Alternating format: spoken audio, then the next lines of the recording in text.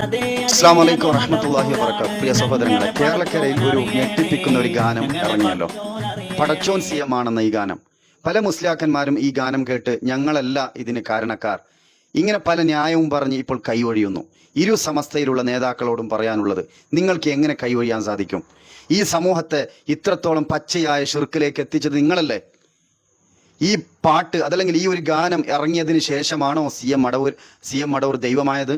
അതിന്റെ മുമ്പും നിങ്ങൾ ദൈവമാക്കിയിട്ടില്ലേ? നോക്കൂ, തെളിവിന് വേണ്ടി 2-3 കാര്യങ്ങൾ കാണിക്കുകയാണ്. നോക്കൂ, ലോകം നിയന്ത്രിക്കുന്നത് മടവൂർ ഷെയ്ഖാണെന്ന് പകര ഹസനി പറയുന്ന രംഗം. ഞാൻ എന്റെ കൂടെ ഉണ്ട്. അപ്പൊ സി എം ഇങ്ങോട്ട് വന്നു, തങ്ങളെ നിങ്ങൾ എന്റെ പേരിൽ തർക്കിക്കണം, ഞാൻ അവിടെയും ഉണ്ടാകും ഇവിടെയും ഉണ്ടാകും, ഖുതുബുൽ ആലം, ഞാൻ അവിടെ ഉണ്ടാവും, ഞാൻ ആലമിനെ നിയന്ത്രിക്കുന്നവനാണ്, അവിടെ ഒക്കെ ഞാൻ ഉണ്ടാവും. കേട്ടല്ലോ. അതുപോലെ ട്രെയിനെയും ഫ്ലൈറ്റിനെയും അദ്ദേഹം നിയന്ത്രിക്കുന്നുണ്ട്. പറയുന്ന ഭാഗം കേട്ട് നോക്കൂ. അതാണ് സി എം വലിയ. ഫ്ലൈറ്റും നിയന്ത്രിക്കും, ട്രെയിനും നിയന്ത്രിക്കും, ഒക്കെ നിയന്ത്രിക്കും. അതുപോലെ തന്നെ സി എം അറിയാതെ ഈ ലോകത്ത് ഒരു ഇല പോലും അനങ്ങില്ല. പറയുന്നത് മുസ്ലിയാക്കന്മാരാണ്. കേട്ടു നോക്കൂ. അതൊരു ഖുതുബുൽ ആലമാണ്, ഞാൻ അറിയാതെ ഒരു ഇല പോലും അനങ്ങുന്നില്ല. ലോകത്തിന്റെ എല്ലാ ദിക്കുകളിലും അപ്പോൾ നടക്കുന്ന സംഭവങ്ങളെ ശൈഖുന നിരീക്ഷിക്കുകയാണ്. ഇനി അതുമാത്രമാണോ? അന അല്ലാ എന്ന് സി എം മടവൂർ പറഞ്ഞിട്ടുണ്ട്. കേട്ടു നോക്കൂ. അനല്ലാ എന്ന് തന്നെ ശൈഖുന പറഞ്ഞ സംഭവം ഉണ്ടായി. ആ കാലത്ത് സി എം എല്ലാ കണക്കുകളെയും തെറ്റിക്കും. അതാണ് സി എം. അതും പകരഹസനി പറഞ്ഞു. സി എം വലിയുള്ള എല്ലാ കമ്പ്യൂട്ടറും മാറ്റി, ഒന്നിനൊന്നും ചെയ്യാനാവില്ല, എല്ലാ കണക്കും തെറ്റിക്കും. പിടിച്ചോ സി എമ്മിന്.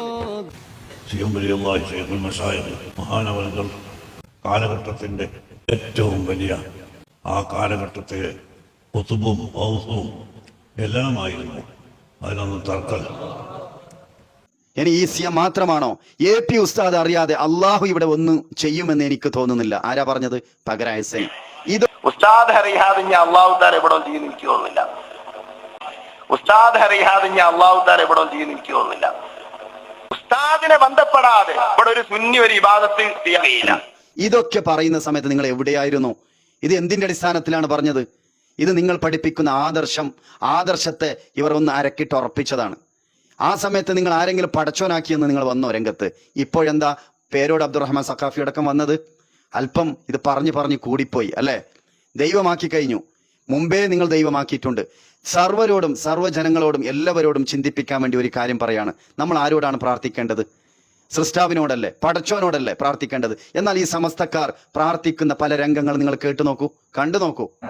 നോളജ് സിറ്റിയുടെ പ്രവർത്തന മേഖലയിൽ ഒരുപാട് തടസ്സങ്ങളുണ്ടായി, ഒരുപാട് പ്രതിബന്ധങ്ങളുണ്ടായി. അപ്പോഴൊക്കെ നമ്മൾ ബദരീങ്ങളെ വിളിച്ചുകൊണ്ട് പ്രാർത്ഥിച്ചു, ബദരീങ്ങളെ വിളിച്ചുകൊണ്ട് സഹായം തേടി. നോക്കൂ, ഖലീൽ ബുഖാരി ഏറ്റവും വലിയ പ്രതിസന്ധി ഘട്ടത്തിൽ ബോട്ട് മുങ്ങാൻ പോകുന്ന സമയത്ത് ആരോടാണ് പ്രാർത്ഥിച്ചത്? ആരോടാണ്? ബദരീങ്ങളോട് അല്ലേ? ബദരീങ്ങളെ നിങ്ങളല്ലാതെ രക്ഷിക്കാനില്ല, എനിക്ക് വിളിക്കാൻ നിങ്ങളല്ലാതെ മറ്റാരുമില്ല. ഇനി അടുത്തത് നോക്കൂ, മമ്പുറത്തെ തങ്ങളെ വിളിച്ച് പ്രാർത്ഥിക്കുന്ന AP വിഭാഗത്തിലെ മദനിയത്തിലെ ഏറ്റവും പ്രഗത്ഭ ഒരു ഉസ്താദ്. AP വിഭാഗമാണ്. അദ്ദേഹം പ്രാർത്ഥിക്കുന്ന രംഗം നോക്കൂ. ഈ മജ്‌ലിസ് ഏറ്റെടുക്കണേ തങ്ങളെ, സ്വീകരിക്കണേ തങ്ങളെ, കബൂൽ ചെയ്യണേ തങ്ങളെ, ഇജാബത്തുള്ള മജ്‌ലിസാക്കണേ തങ്ങളെ.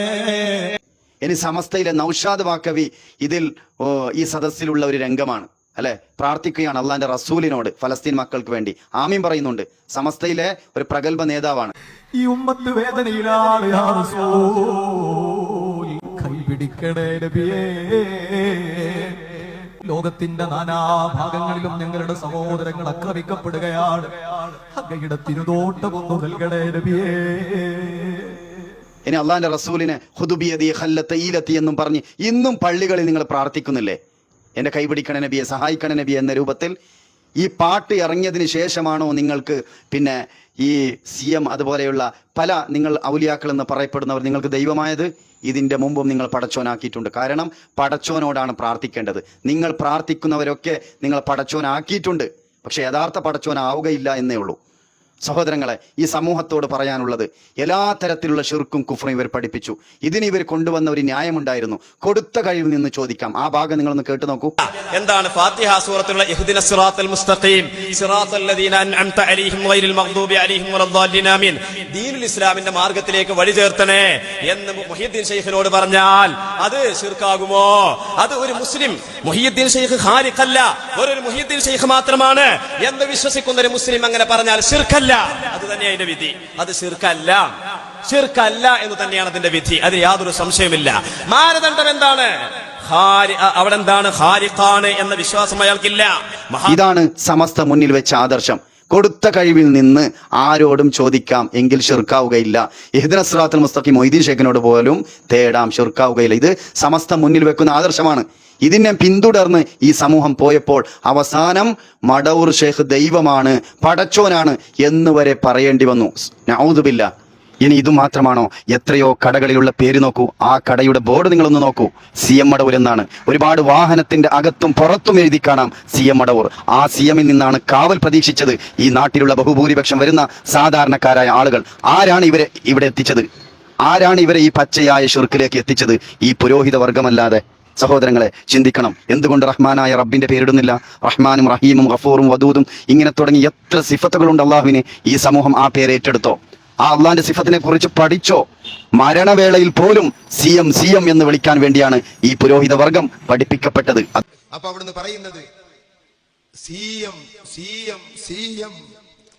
എന്ന് 3 പ്രാവശ്യം പറഞ്ഞത്രേ. അവിടുത്തെ ഭാര്യ സയ്യിദ അവറുകൾ പറയുന്നു, CM ചെറിയ വാക്കല്ല അത്.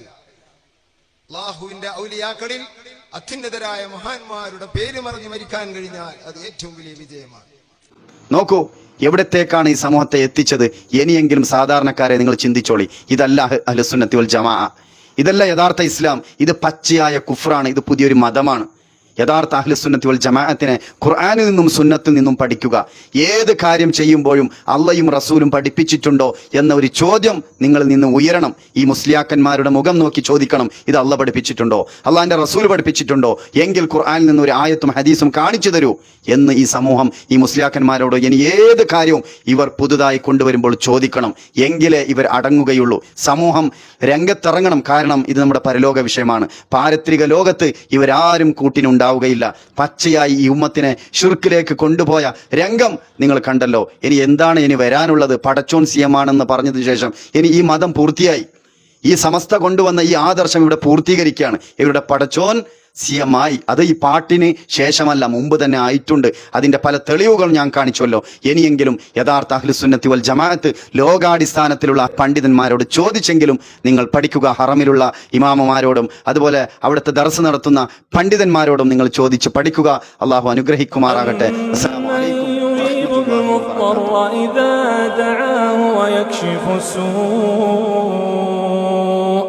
ويكشف السوء ويجعلكم خلفاء الأرض أإله مع الله